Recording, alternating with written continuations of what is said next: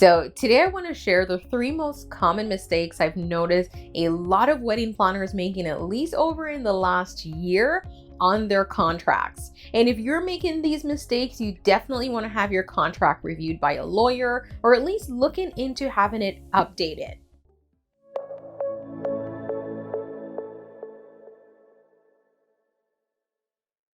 Hi, I'm Jody-Ann, founder of the Event Certificate, and I work with event planners and wedding planners to help them bring in more leads online. So if you're struggling to find leads online, don't hesitate, head to my website, www.eventcertificate.com. So the reason I really wanted to do this video because COVID-19 really changed the game.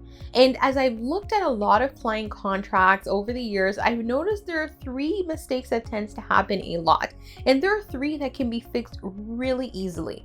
Now, I will say this, I am not a lawyer. This is not legal advice. You do need to still have your contract reviewed by a lawyer. In fact, one of the things I recommend to all my clients is even if you found a free template online that you're going to use, update that template, make your changes, and then bring it to a lawyer for a final review because your city and state laws might vary. The other thing you can do, you can head to my website, www.eventplanningtemplates.com. I actually partnered with a lawyer and she does a really good job of creating a pretty comprehensive contract that you can download there as well. So here are the 3 most common things that I found.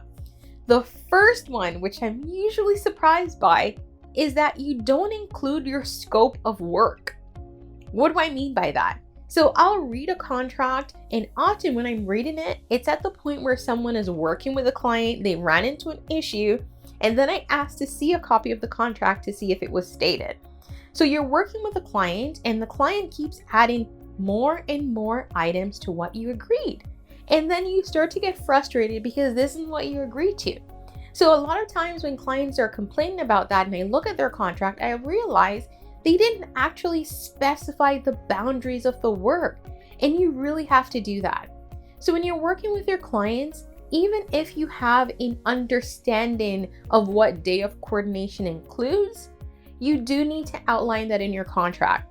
Don't just have your contract say day of coordination services. That can look very different depending on the wedding planner. Some wedding planners might start their day of coordination services 2 months out, or a month out, or 6 weeks out, or only a week out. You need to be specific. Your contract, in addition to the package, you need to be outlining what's included. What are the expectations so that if the client ever feels like you're not doing enough, or if you ever feel like the client is demanding too much, you can refer to the contract as a point of reference for what was agreed upon.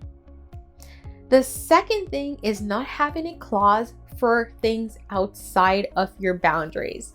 Now, this is a little different from number 1 in that what I mean by this is if you know that you're going to be providing 8 hours of service on the day of the event, then anything outside of that is really above and beyond and is technically overtime. And you need to have a clause that accounts for that. So you need to put something in that says, okay, on the day of the event, I'm going to provide 8 hours of services, but what happens beyond that point? What happens if the client would like you to stay and work an extra 4 hours? Or what happens if the client wants you to now take on a role that they hadn't officially hired you for? You need to have a clause that adjusts and actually addresses that. So look at your contract, think about the type of things that can be expected. Do you have an overtime rate? Like if you have to work longer than what was specified, do you now charge the client overtime? Or is there an additional fee if the client make changes outside of the scope? So maybe you had agreed that you'll provide the service for 100 clients or 100 guests, and your client has now decided that they would like to have 150. What's the additional charge? How does that change? You need to have that included so at least the client knows, okay, if you go outside of this, here are the fees and charges that are now going to be applicable to you. So that when they come and they do have these questions, or maybe they want to make certain adjustments, you can easily show them in the contract where you'd had this stated. So those are the 2 things that I find a lot of event planners don't have outlined, and I'm usually surprised by. And if you don't, it's often because you might have used a template The template gives you little tips and hints, but it doesn't say to be very specific.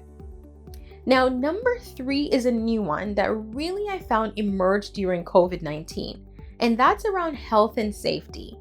So, yes, we are in the middle of a pandemic. Things are going down. But what does that mean for you and your client? So, a lot of places have reduced the amount of guests that you can have at a wedding, right? So, maybe a venue that your client is using only allows 50 guests. And you've made that agreement with your client, and your client's made the agreement with the venue, right? That you will have 50 guests. What happens if your client has decided that they now want to have 75 guests?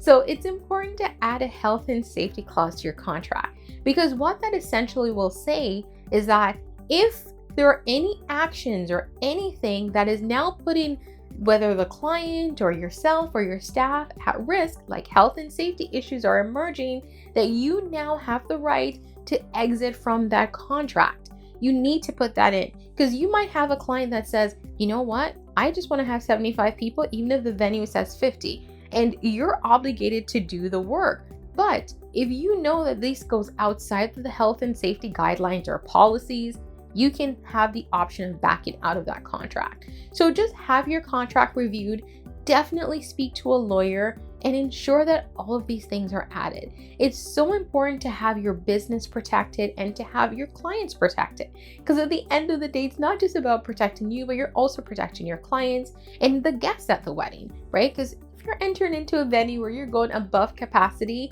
the guests that are coming, they're also at risk, and that's going to be an issue for your company as well. Now, if you have any questions, drop them below and I'll answer them. Or you can always come over to Instagram and slide into my DM. I'm quite active on there and I will respond. But thank you so much for watching. And of course, don't forget to hit that subscribe button.